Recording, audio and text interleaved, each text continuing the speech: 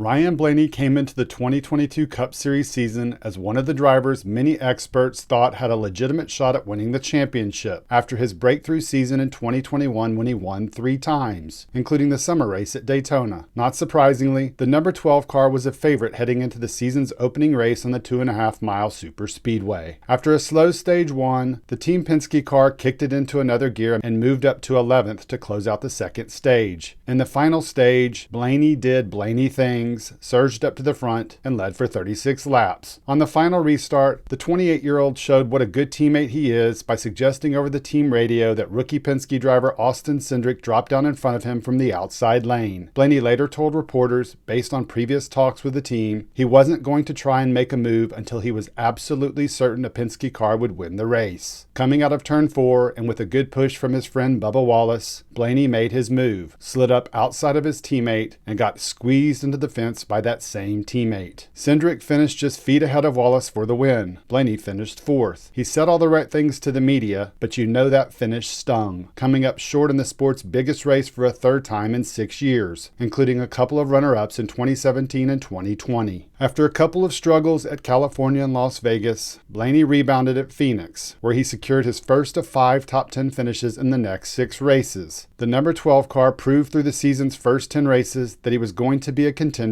and finish up front, and it didn't matter what track style. In other words, race like a champion. What Blaney and his fans didn't know then was those solid finishes would be just that, solid. They wouldn't become winning performances. That was undeniably frustrating, especially considering the high expectations everyone, including the driver, had at the start of the season. Despite not winning a single race, Blaney was the lone driver to squeak into the playoffs on points. That by itself added strain on the Penske driver, plus the fact that it's the postseason, which is a pressure cooker, where every mistake by the driver or team is magnified. Unfortunately, after advancing in the first 2 rounds, Blaney showed just how much pressure he was under during the round of 8, when he committed a couple of glaring blunders. First at Las Vegas, and then again a week later at Homestead. He bluntly called out himself for his mistakes.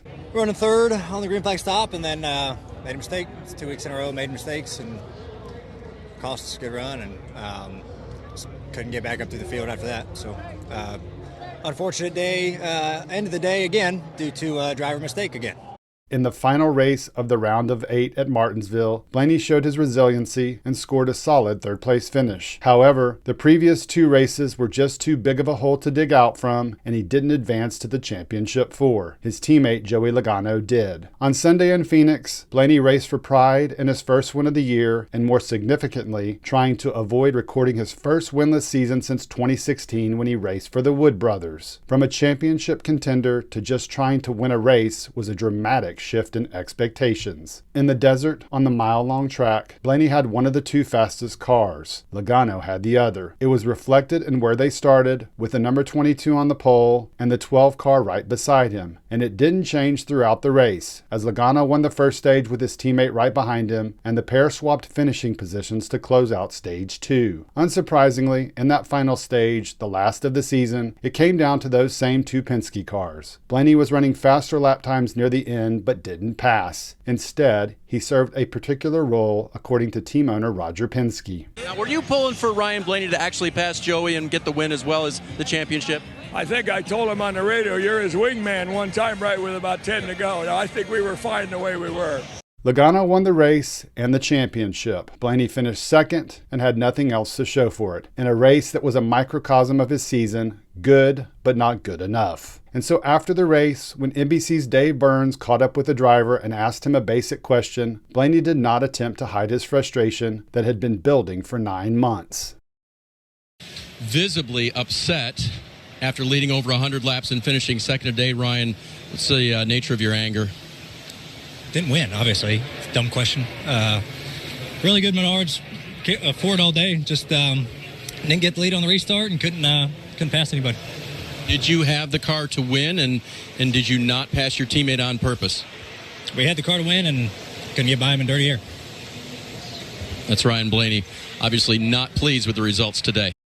Was it dirty air, or was Blaney following team orders and playing the wingman and protecting for Logano as Penske had suggested in the waning laps? In the end, it doesn't matter. It's over and done. And now, Blaney gets to think about a season of what might have been, from Daytona to Phoenix, and how he watched his two teammates win the biggest races of the year, including one going home with a championship trophy that many thought would be Blaney's when the season started.